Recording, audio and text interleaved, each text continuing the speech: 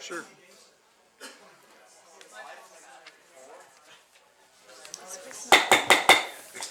Welcome, everyone. I'll call the meeting to order.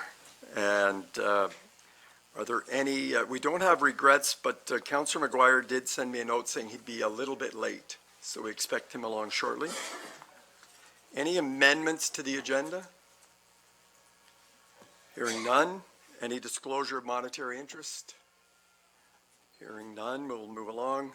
No delegations. Adoption of the minutes of April 8th and April 15th. Councillor Allen.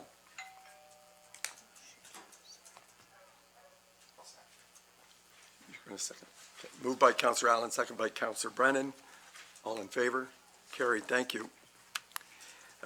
Directors and CAO Morris, any reports? Yes, Mr. Chair, we have several, starting with the Chief.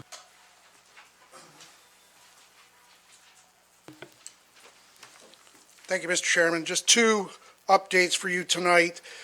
With regards to our primary emergency operations center, it has been relocated from the wastewater facility into the lounge adjacent council chambers.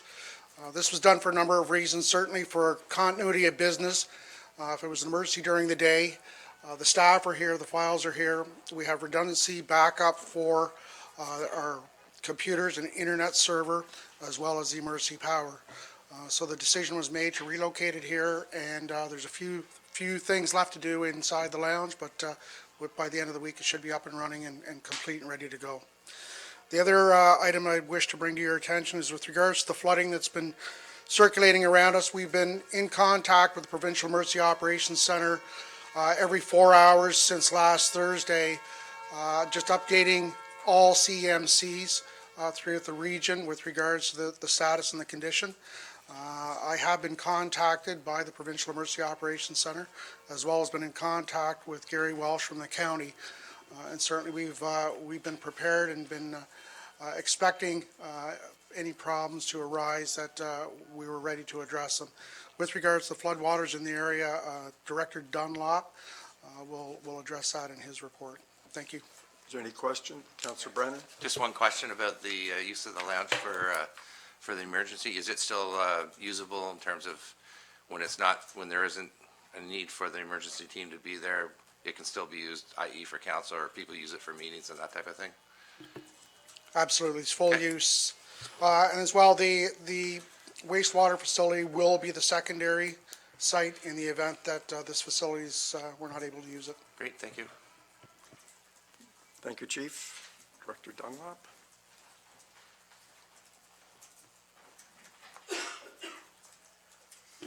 Thank you, Mr. Chair. Three updates from Public Works this evening, and just building on the Chief's report regarding the flood activities. I just wanted to identify that our forces were monitoring the local watershed over the Easter weekend, and of course that followed the flood watch notice we received on April the 17th. We actually received notification from the RVCA mid-afternoon today that flood watch has subsequently been lifted. So certainly we've been spared of the flood impacts we saw back in 2017. So some good news today.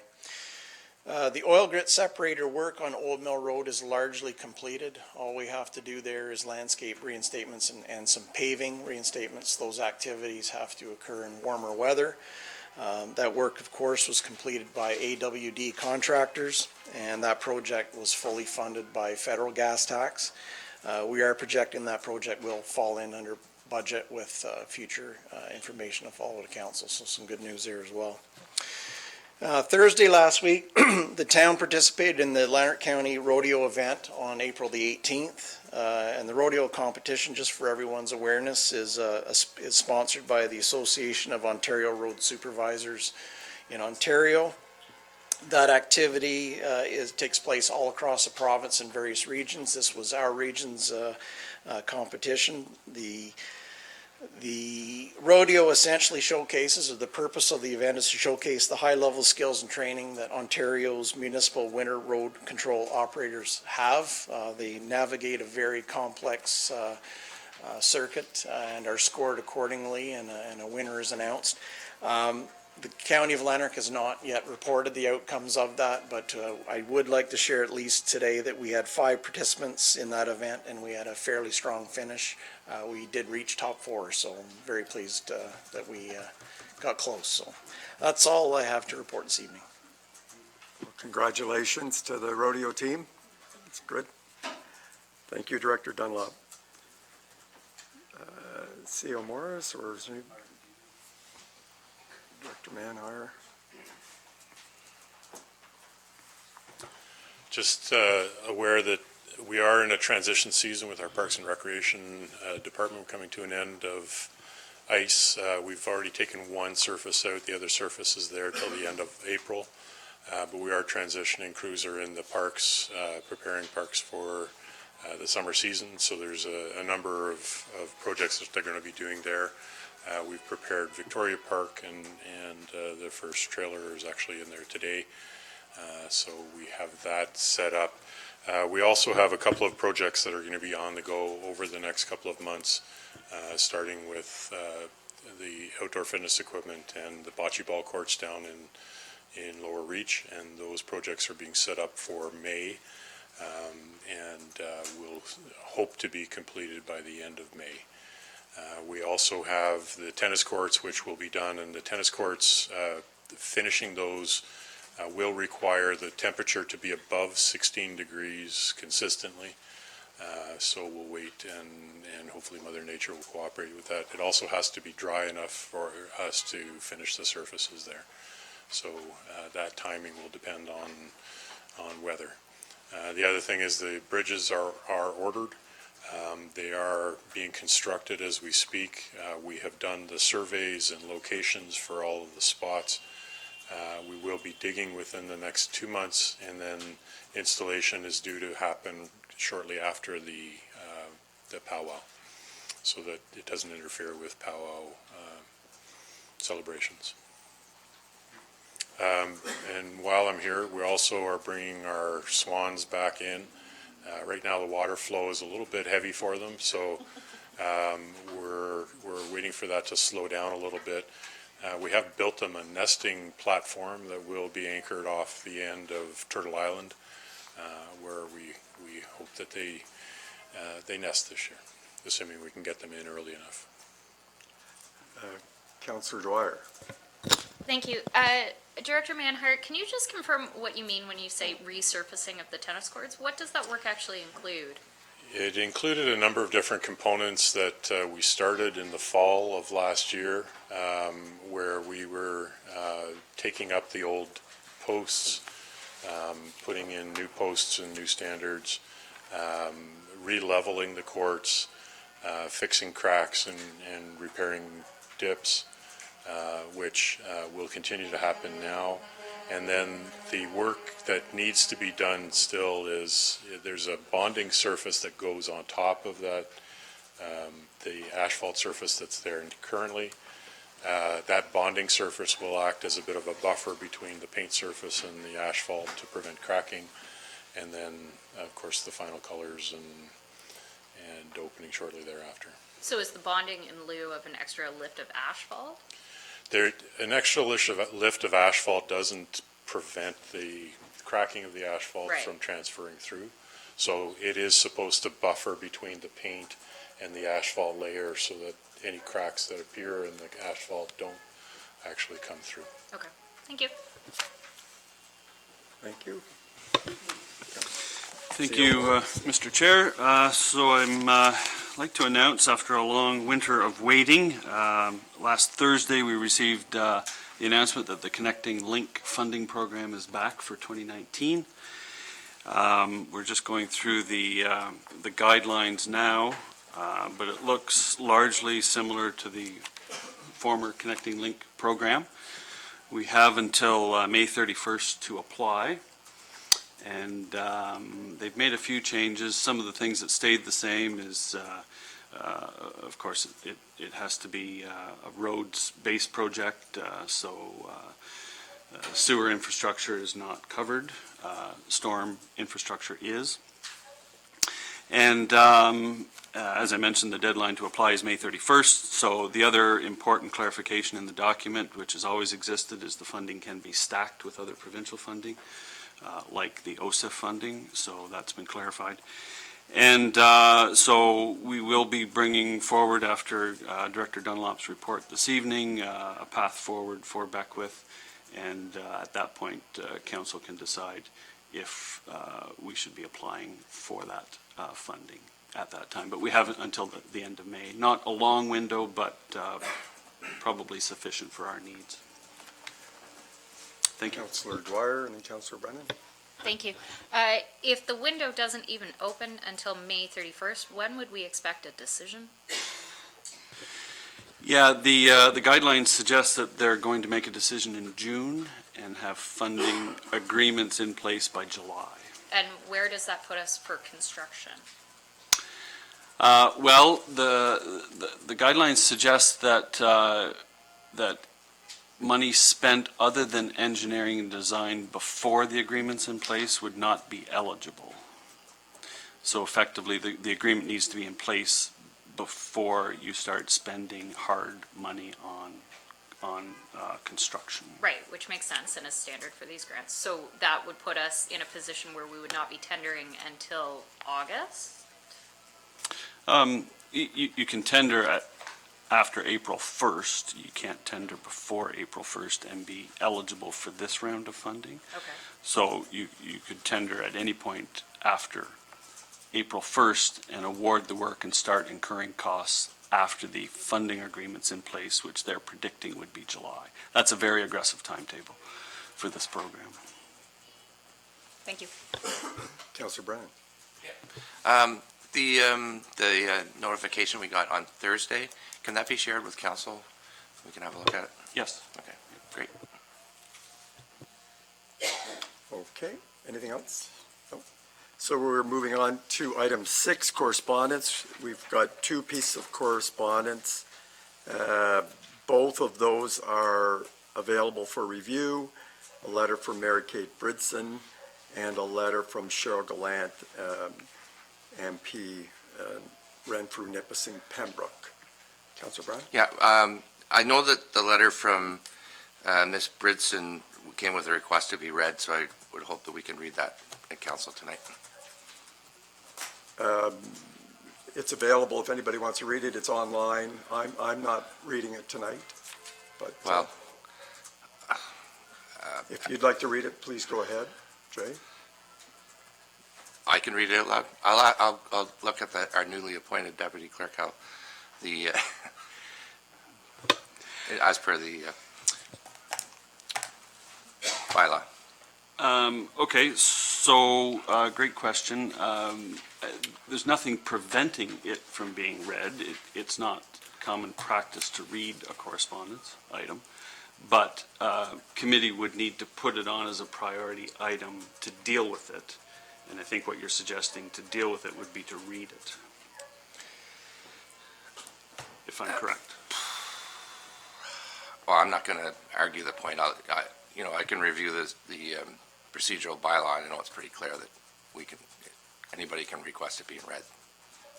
So. Councillor Dwyer? Thanks. Just a point of clarification. I read Member Gallant's letter, and actually our council in Mississippi Mills took some action on the letter. Are you looking for us to take action, Councillor Brennan? No, I'm looking at the other letter. The other, oh, sorry, the Bridson letter. Yes. Oh, Yeah. my apologies. Which is available online. It's available here if anybody wants to see it in hard copy. Well, that's not what the procedural bylaw says, but anyway. Well, we'll get clarification on that bylaw then. Okay. And the suggestion was that we could put it on as a priority item later.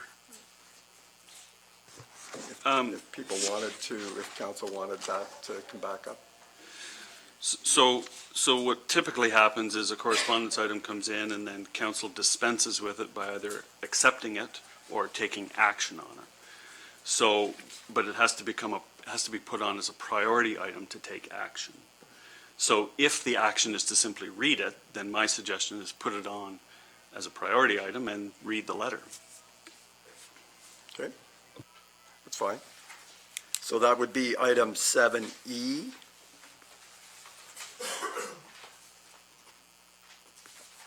And any other, council's reviewed the letter from MP Gallant. Is there any action on that? Anything, any questions, comments?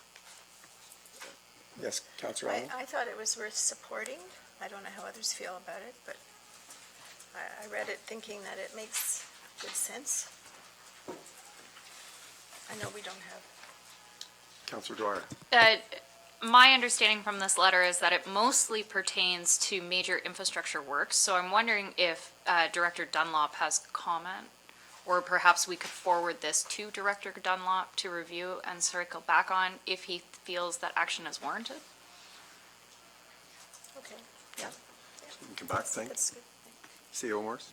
Yeah, if I can just add to that, I just read it earlier this afternoon, and I'm not familiar with Bill C-68. We haven't had a chance to look at it. So if that's the wish, we could take it back and come back with a recommendation. It affects waterways and habitat, so the question is, how does that affect municipalities generally, and how does it affect Smith Falls specifically? We can certainly bring that information back, but it's not an answer I can provide you tonight with any clarity. Okay, so that's the action. Thank you. Priority issues, fire truck tender report, Chief Cheeseborough.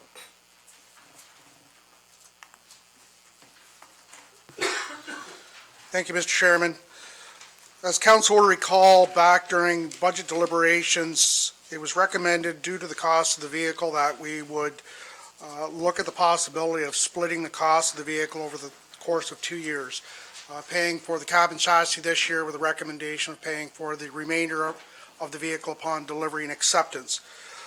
Tonight, the recommendation is that council approve the recommendation that I put forward to award a contract for the manufacturing of a single triple combination fire apparatus to Fort Garry fire trucks.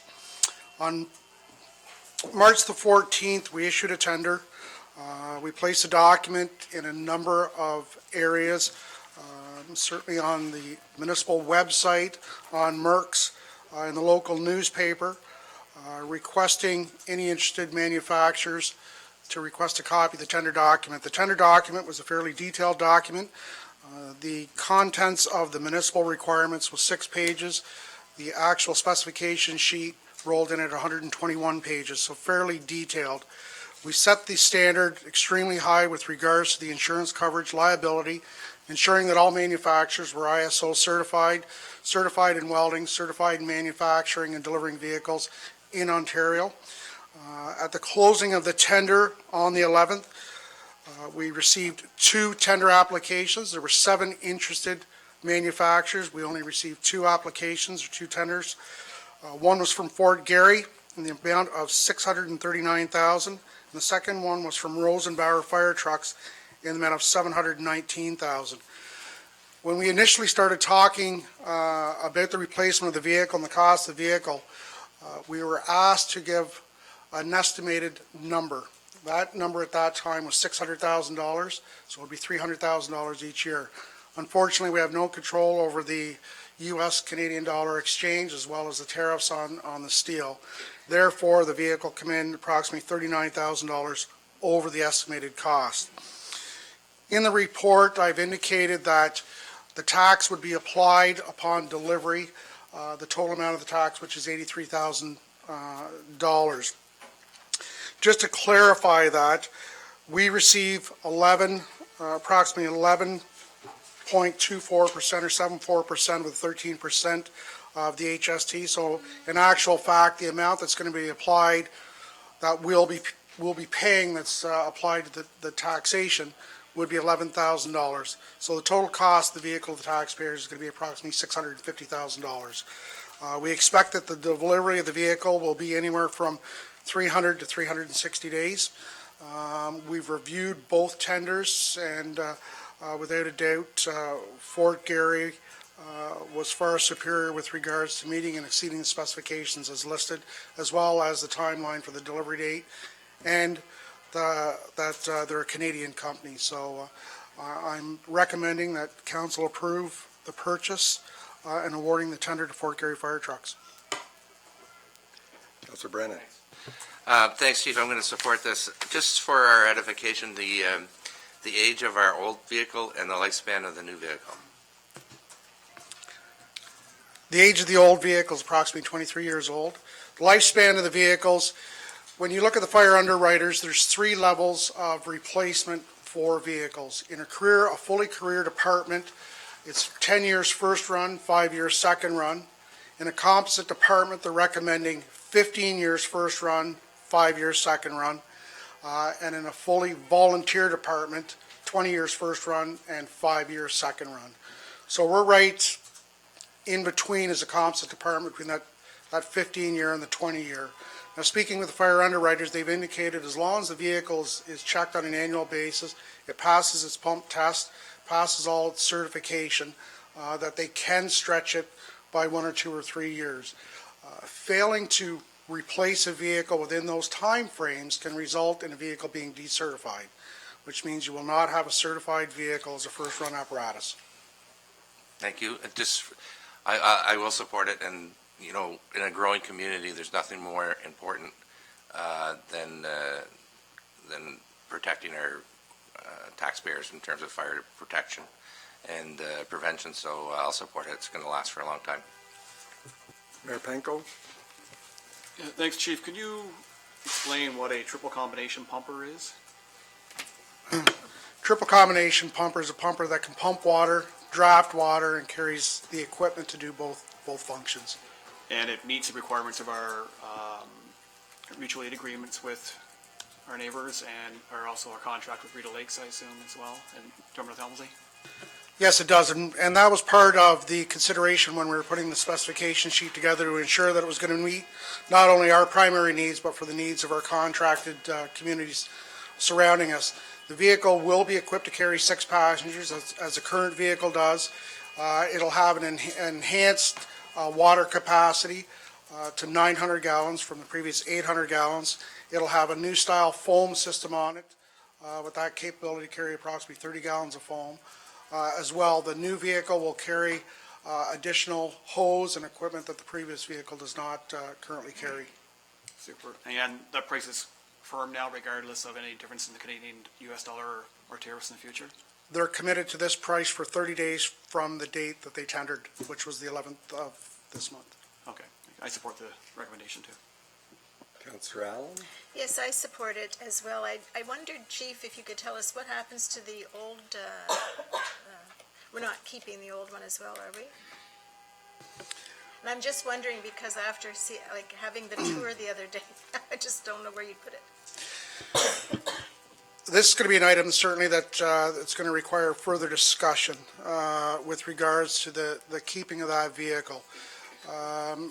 There's 2 thought processes on it. Certainly the vehicle as its age will limit that to be a second run vehicle. When that vehicle is out at a call in the surrounding jurisdictions, we're left to respond with a $1.3 million platform apparatus for minor and major calls. So there could be a consideration, again, depending on availability of space to locate this vehicle, is to maintain that vehicle as a vehicle that responds not only to the outside, but also to support the town as well in the event that there's something major. Councillor Dwyer? Thank you. Chief, prior to your tenure here, we bought a large fire truck that we later discovered did not fit in the hall. Have we given consideration to the sizing of this vehicle in the actual hall itself? I know that in one of the bay doors, the tankers are actually stacked back to back within literally probably 2 inches of each other.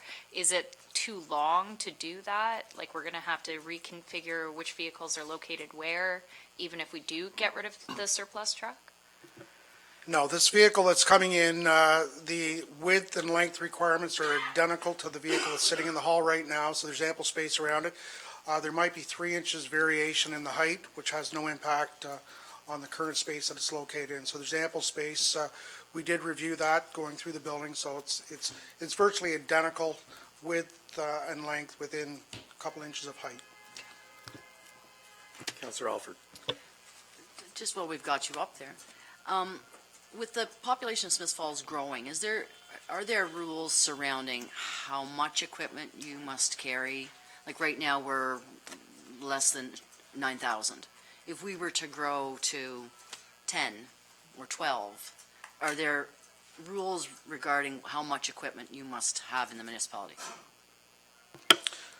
That's an excellent question. No, the quantity of equipment required as well as staffing levels is determined by council. And that's based on a recommendation, obviously, by the fire chief or from an outside agency coming in to do an assessment. We currently base this vehicle, as well as any other vehicles that are spec'd out, to not only the current issues that we deal with, but certainly the services that council's approved in the establishing regulating bylaw, and we ensure that the vehicles that are ordered can carry that equipment to fulfill those requirements under the A&R bylaw. Okay, thanks, Chief. So I'm hearing consensus for supporting that purchase, and I'm assuming that will come to council not next week. First meeting in May. You check your dates and we'll make sure before the tender date expires. Thank you, Chief. Moving right along, the Beckwith Street Phase 1, Director Dunlop. Tender results.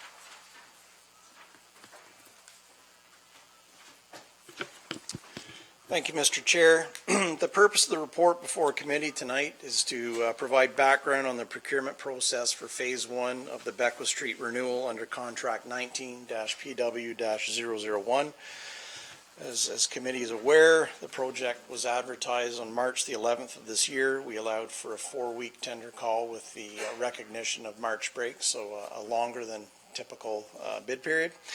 That closed on April the 11th. At the time of the closing, we only received one bid. Ottawa Greenbelt Construction Company filed a bid with the municipality at $8,429,000 plus HST. That come to a total bid of $9,524,770. As reported by the Treasurer Koziel at the last meeting, the net cost of this bid to the municipality, once you factor in HST credits, would be $8,577,350. The bid was reviewed by staff and our team at Parsons and was identified to be mathematically correct, so it did not contain any errors. Many of the unit prices were, however, what we deemed to be uncharacteristically high.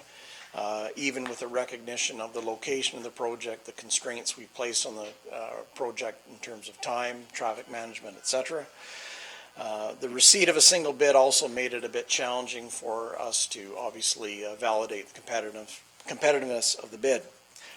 Not many contractors in Eastern Ontario do have the capacity to undertake a project of this scale, so the market could have come into play in terms of capacity.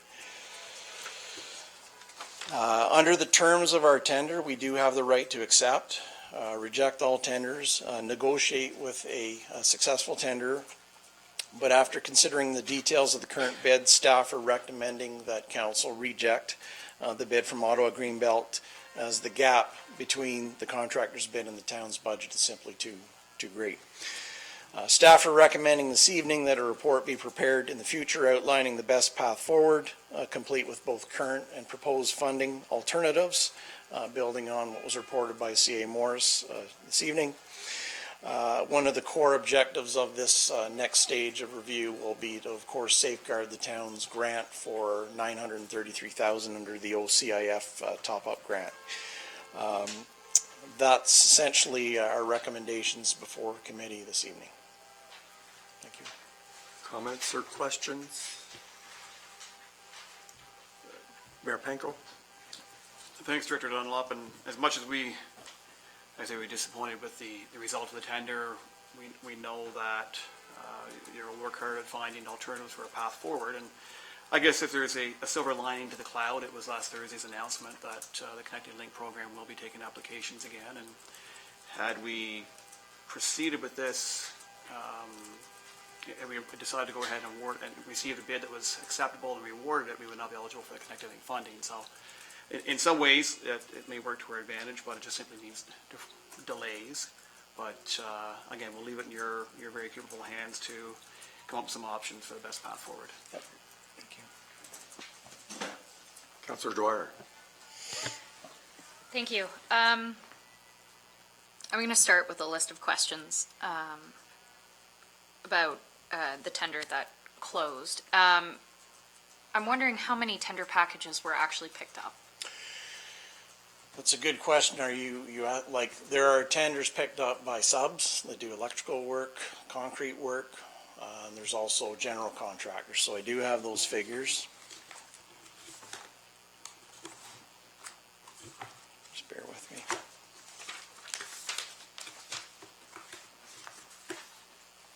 Just gotta get them over here.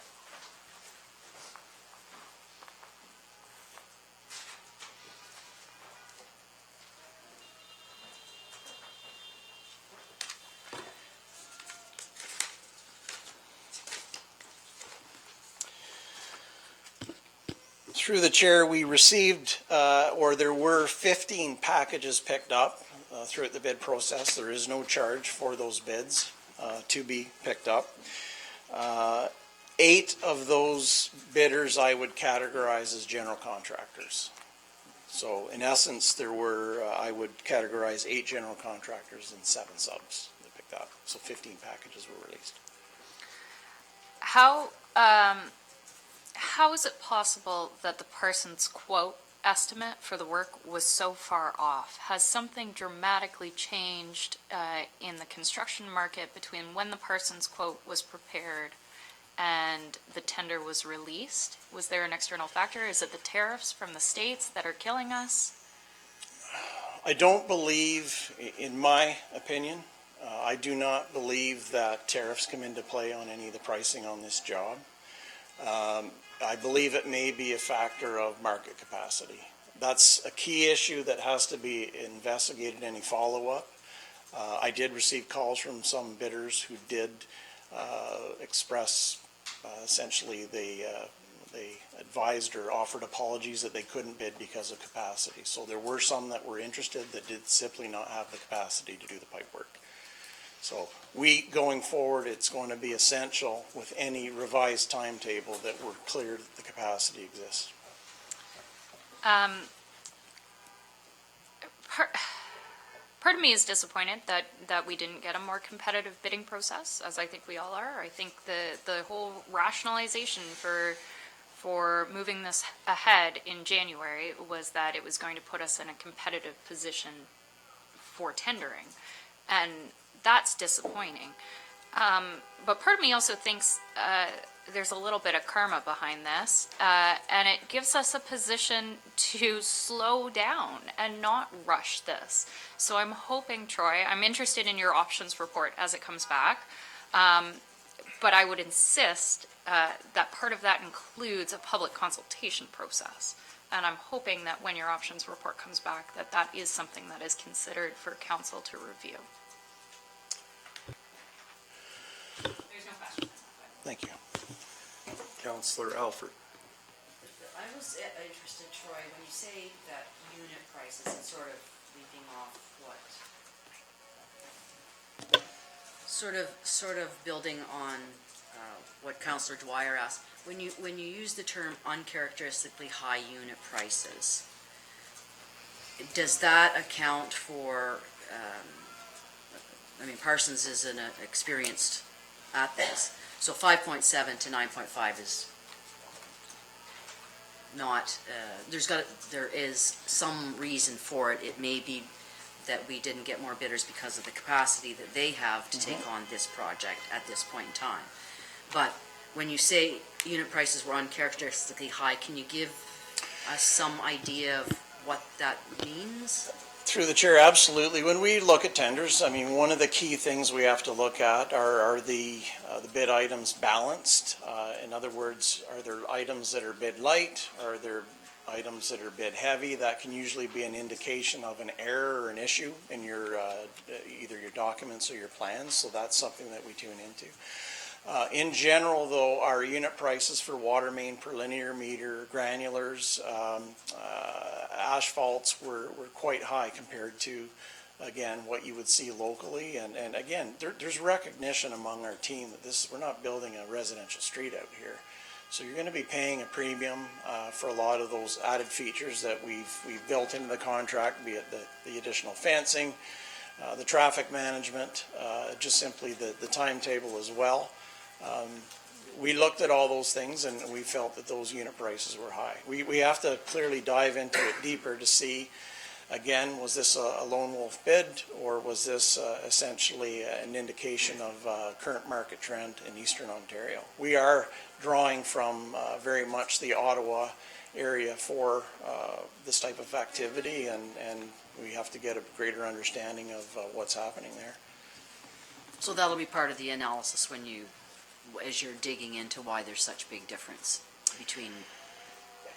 Yeah, absolutely. I mean, we're going to look at several factors, but we have to analyze, are there things in the documents that could have been improved? We have to look at the capacity of those who are out there, maybe talk a little bit to contractors that didn't bid and find out what are they committed to. We brought this project to market as quickly as we could. I think our team did an exceptional job to get it out on that time frame, and the market responded with a single bid. I know there's disappointment around the horseshoe. I don't think you understand half the disappointment there is at the podium. So it's significant. I think there's recognition around this horseshoe and elsewhere for how disappointing this would be to you. Also, I would say Parsons is not a rookie at doing this stuff either. They did Confederation Drive in Sussex. That is not a residential project either, so I think they have some experience. But yeah, I'll very much look forward to what you have to tell us next. For sure. Councillor Brennan? Thanks, Troy. Is there any way, and maybe you could include this in your report, but my thought was, what's the big piece of the three blocks? Is the expense, and I suspect it was with the underneath, or with the funding that we're waiting for from Connecting Links? So that bid included both, and I'm just wondering if and you don't have to tell me now. You can put that into when you're talking to us. So, but that would be something I'd be interested in finding out how that pieces together. Sure. And anyway, everybody knows I agree with Councillor Dwyer about now that we have a pause. I look at it as an opportunity to listen to everybody. So, Anything else? Yep. Director Dunlop, anything else? That's it. Thank you. 7C, the Legion parking request. Councillor Brennan, were you going to address this? Thank you. So this occurred before most of us were, or before this council was sworn in. We got a letter from the Legion, and it's included in the package, and it's a simple request. And it's been sitting dormant, and I was asked by the Legion to bring it up, and I'm happy to do that. And basically, their request was this: that parking for veterans that have an approved license plate with a veteran's license plate be exempt from fees in Smith Falls. And I think it's a reasonable gesture for us. And I know that we have a parking study underway, and there may or may not be meters in the future, but from going forward from now, I think it's a great gesture for us to do, and I'll put it out there for my colleagues to discuss. Councillor Alford, then Councillor Dwyer. Yes, I would, and I don't know what the timing is for the next round of the parking study, but I had a note that could we make that part of the parking study? In terms of, I have no idea what that means from, I know what it means to veterans, and I know what it means as a gesture, but is there a price tag to this and what that might be? Did you want to respond to that, C.O. Morris? Yes. Yeah, so through the chair, the RFP for the phase 2 of the parking study just closed, I believe, last week. So we'll be awarding that soon, and it's probably a couple of months for that project to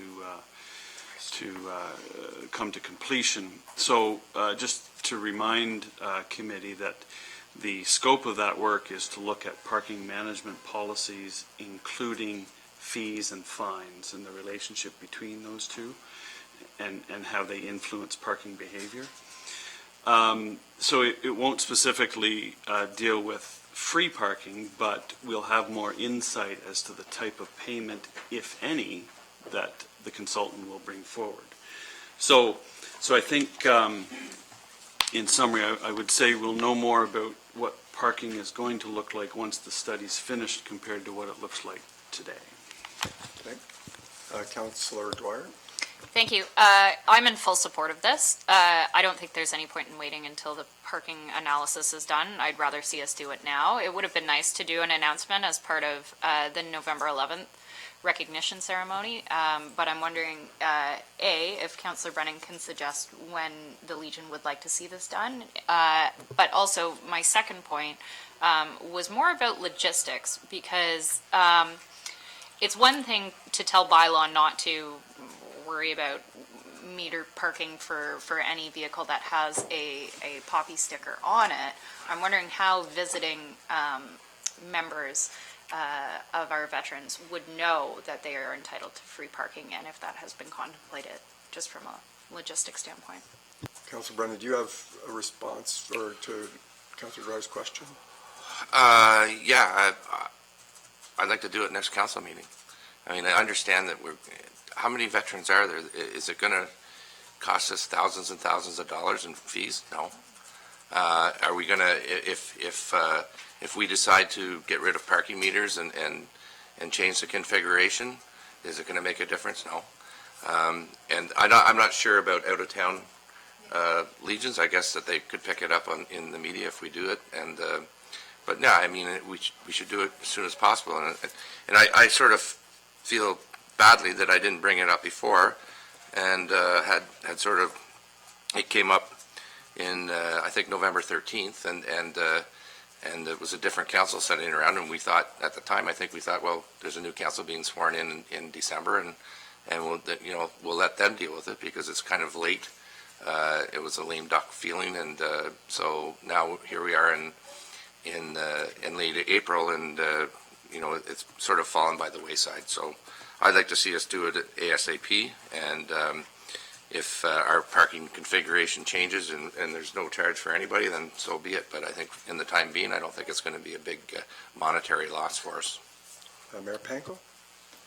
Yeah, I'm not worried about a modest monetary cost. I mean, our parking fees are generally pretty low anyway, I think about $1 an hour. And for that, I think it's more of a gesture of goodwill than it would be about saving people a lot of money. And so I support it. I certainly would have been supportive in November and supportive of the initiative today. If council's decision is to move ahead in the near term, I'm fine with that. If we want to wait till the parking study is completed, I'm fine either way. But I think regardless, I think we can show that support for our veterans. Councillor Allen? Yeah, I was just going to say I fully support this and think we should do it now. But I would also add to Councillor Dwyer's question. I think most often presidents in service groups communicate with one another. So my guess is that their president will be making this something that's known to other veteran groups. That would be my guess. So I think it would be an easy one. And also, I think just seeing the poppy on a car, is something that we can acknowledge and show pride in, that these people are still here to show that they've served our country. Councillor Alford? And both Councillor Dwyer and Councillor Brennan have cleared something up for me. I thought the request was for this November. It didn't, well, I didn't understand that. Yes, I am supportive of it, but I thought if it was this November, we could include whatever information we might get from the parking study that would happen in between now and next November. But I support that as I support veterans. I'm not hearing anybody objecting, so it'd be the will of council at the next council meeting that we'll bring this forward. Thank you. Item 7D, cash in lieu of parking agreement. So Mr. Grenke's not here this evening, so Director Dunlop's going to fill in for him. We have a lot of filling in tonight. That's great.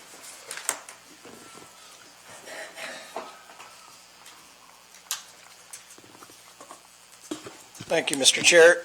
The purpose of the report before the committee this evening is to consider requests by the new owner of 20 Russell Street West to enter into a cash in lieu agreement with the town in order to provide for 3 additional parking spaces that the zoning bylaw requires to accommodate the new use in the property. So just as a background, on February 20th, 2019, 20 Russell Street East was acquired by Mr. Patrick Maloney. The owner proposes currently to have a ground floor commercial unit to accommodate a beverage room and a live music venue to be known as Bowie's Bar.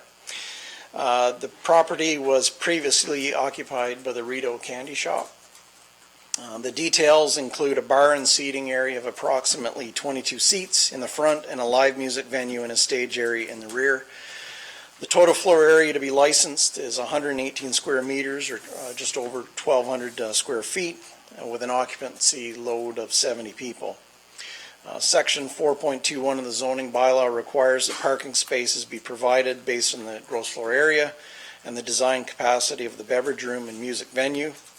The previous use had 5 parking spaces, and the bar will now require a total of 10, leading to a shortfall of 5 spaces. Under the C1 zoning, it allows for a 50% reduction in spaces for the downtown core, which means the total supplementary spaces required for the new use is rounded up to 3. Given that the additional spaces cannot be accommodated on the property, the owner is seeking to enter into an agreement with the municipality pursuant to Section 4.21.2 of the zoning bylaw to provide cash in lieu of on-site spaces. This authority otherwise exists under Section 40 of the Planning Act. The town's fee schedule for cash in lieu of parking is currently set at $750 per space.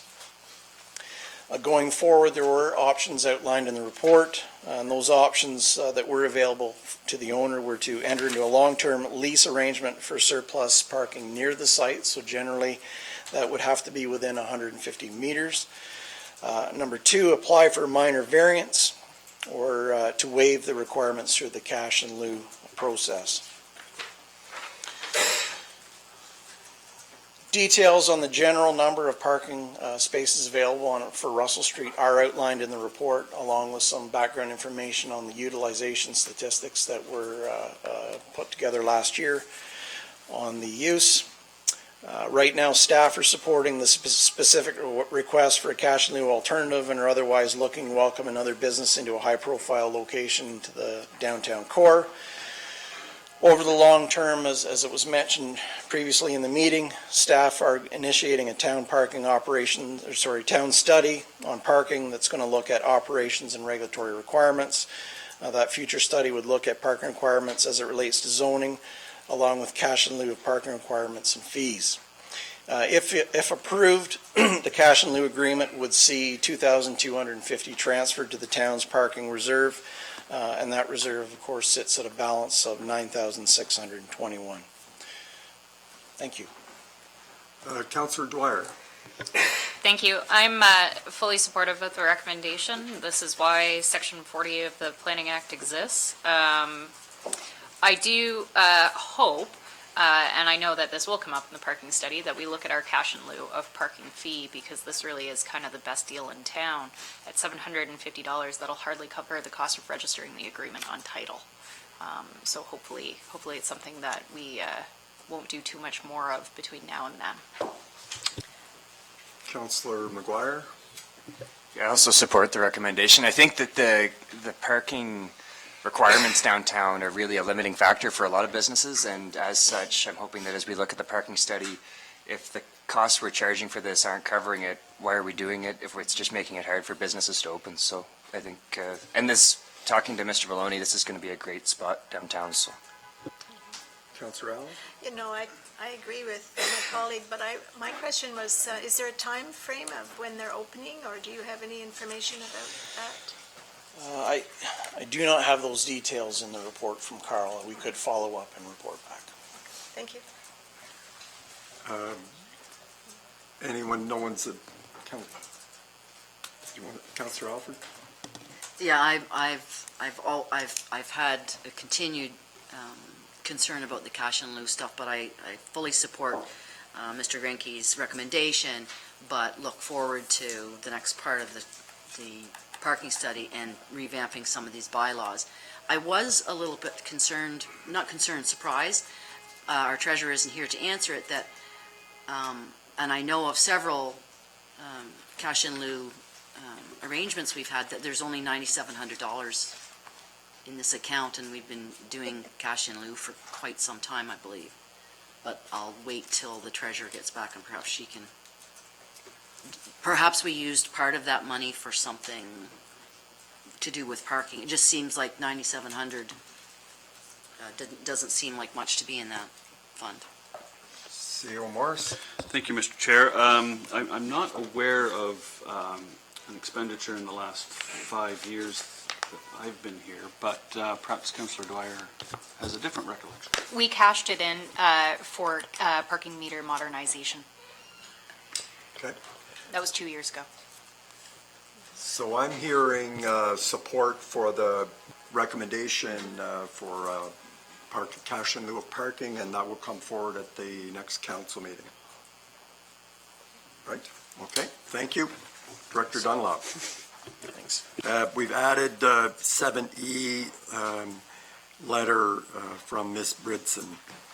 And I'll just talk about my concern. Just that we receive a ton of letters, and that's good. And then there are sometimes it's if someone can say whatever they want and then ask to have it read, we're obliged to read it. So there's references in here to things like blatant lies and insults, and so I wasn't comfortable reading that out, and I'm not sure what it's referencing, but it's directed at council, and to my knowledge, no one has blatantly lied here, and I was not supportive of reading that letter out loud. It is on public record. If anyone would like to see it, it's on our line. It's part of our agenda package. So that was my thought on the matter.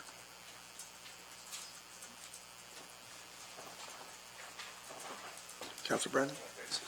Well, I understand what you're saying, and Ms. Bridson contacted me prior to the last meeting and asked me to read her letter, and I said, well, procedurally, that needs to be filed with the clerk and put on an agenda, and in reviewing and it was done that way, and in reviewing the procedural bylaw, which I did, any letter that is entered as correspondence may be requested to be read by a member of council, and you know, I'll look to Deputy Clerk Morris to confirm that. Through the chair, yes, as I indicated previously, the bylaw does allow that. My suggestion was to put it on as a priority item so you could do that. Okay. So it's entirely up to committee. So I said that I'm not reading it, and if a member of Okay. council would like to read it, then. Well, I'm going to, because, and I'm not doing it because I wrote it. Right. I'm doing it because a taxpayer requested it, and I told them what they should be doing to have it read. I understand. And we did that a couple of weeks ago. Yep.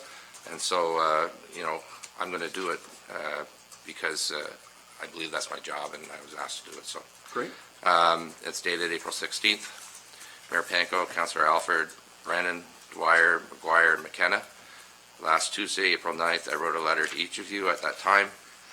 I thought I had followed procedural bylaw in order to have my letter be considered as an item of correspondence at the committee of whole meeting on Monday, April 15th, but I did not. As a result, I am now resending an updated letter, forwarding it to Nadine Bennett, Deputy Clerk, with a request that it be read at the next meeting taking place on Tuesday, April 23rd, 2019. I would like to make it explicitly clear that my letter is not about Beckwith Street redevelopment.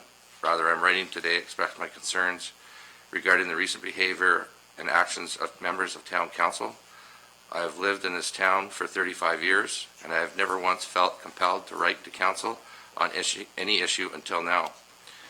In fall of 2018, members of Smith Falls community engaged in a democratic process of voting for mayor and council. Some of us felt so strongly about the leadership skills and attributes of some candidates that we even put your names on our front lawns, professing for all to see that we believed in you and were voting for you.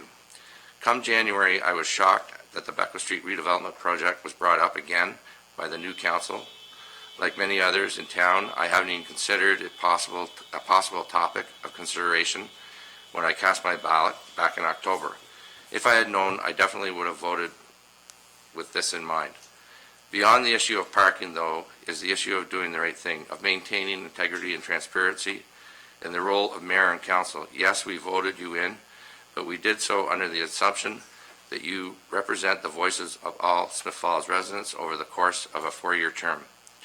After watching committee whole meeting on Monday, April 8th, I was disheartened by the behavior of elected officials.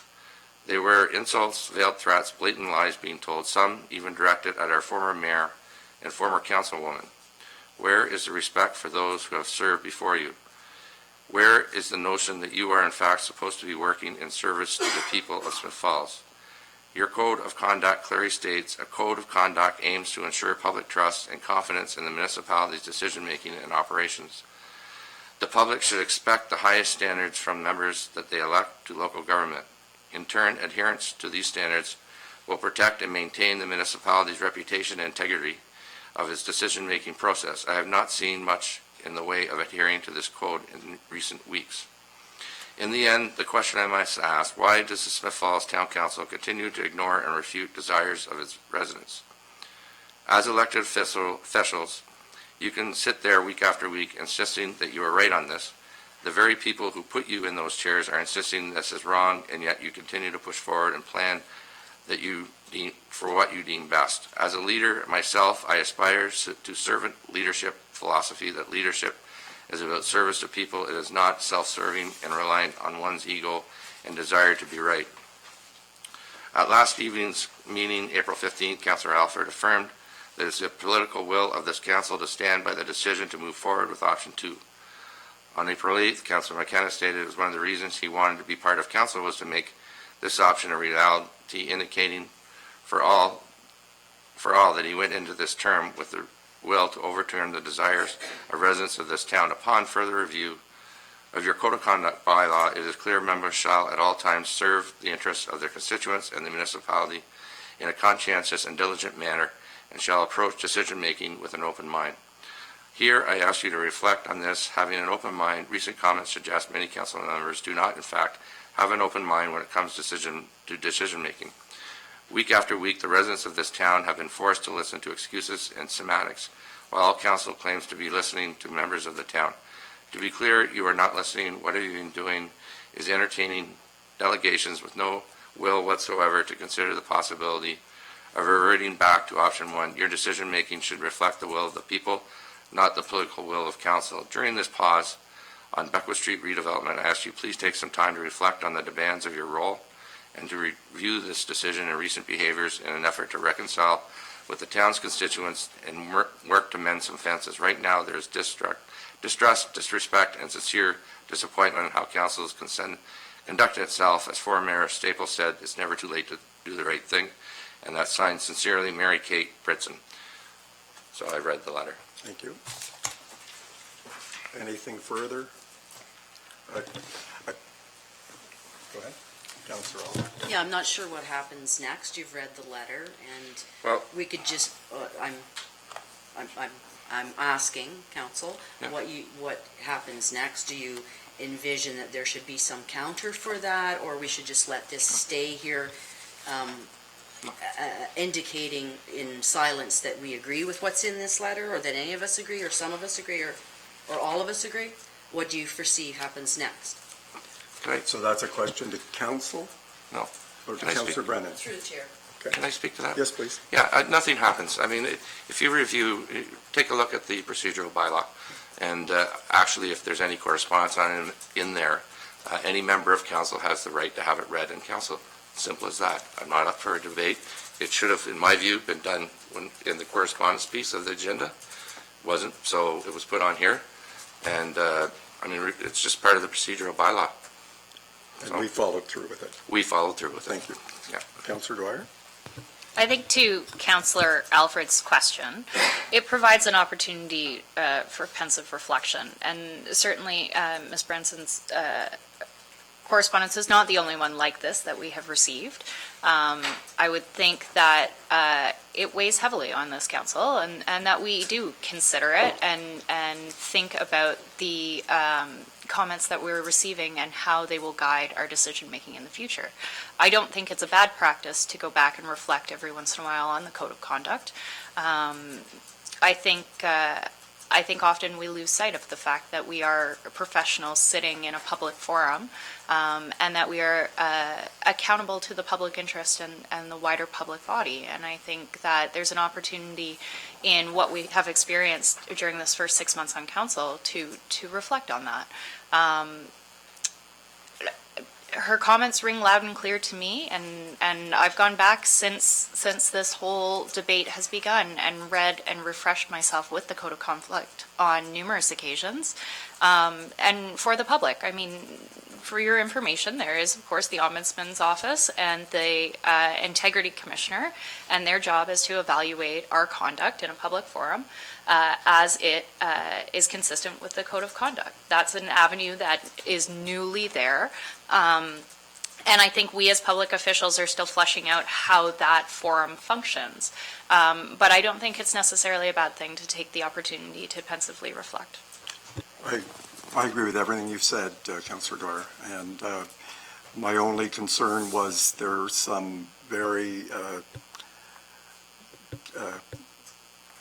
strong comments in there directed at me personally about blatant lies and things like that, that I wasn't going to be reading a letter like that. I know that I've conducted myself by the Code of Conduct, and I feel very comfortable with that. Never once have I lied around this table or when I was running for council. And when I did run, I talked about the vision for Smiths Falls. And when I said it was one of the reasons I ran, it was the waterfront redevelopment and the Beckwith Street redesign and the strategic plan. It was so important, and I think previous councils have did such a good job in putting that vision out there. I wanted to get behind that, and that's what I was referring to. So some people didn't hear that, so I'm glad to get the chance to clarify that. So I thank everyone for and thank you, Councillor Brennan, for reading the letter and for the comment on that, and it's duly received and reviewed. Thank you. We now will end. Are there no standing items? I don't believe. Oh, Councillor Allen. I feel this is somewhat light, but it's important. I sat on the Rideau Environmental Action League board in the past, and I know Councillor Dwyer is on there now, and two of their board members were at the independent grocer giving out pitch-in bags, and I promised that I would bring them to council, and and someone in the press has agreed to get a picture of us holding our bags so that people in the community know that you can go to Rideau Environmental Action League on Thursday, Friday, Saturday, and Sunday and get these. And the real beauty of this program is that oftentimes beavers or groups of people will look at an area that they know is covered with winter debris and things that are unpleasant, and they go there and they take a picture, they clean it, then they show the bags. When we did the waterfront, I think it was last year, we had 7 or 8 bags near the dumpster after we had walked along the waterway cleaning it. So it's just to take pride in our community, and winter makes it sometimes dirtier than it needs to be, and that's what pitching is all about. And Earth Day was yesterday, so it's sort of fitting that we do it today. She suggested we should wear them, but I think we'll just hold them up. So, Councillor Allen, you suggest we stand up at the front and Yes, ask for a please. picture? All right. Yes, please. Would you do that quickly?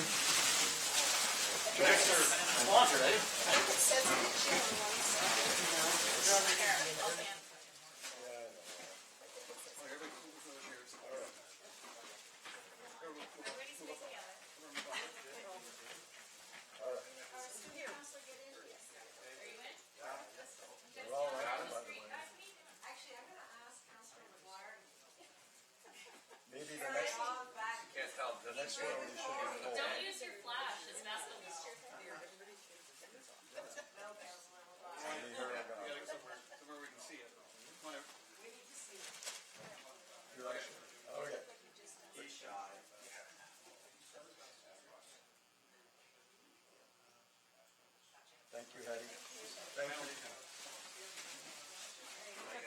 Do we motion to win camera?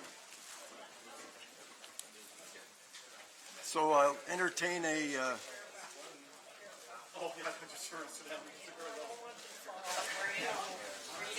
so I'll entertain a motion, order please. I'll entertain a motion to go in camera. Moved by Councillor Allen, seconded by Councillor Dwyer. All in favor? Carried. So we'll take a short in-camera session.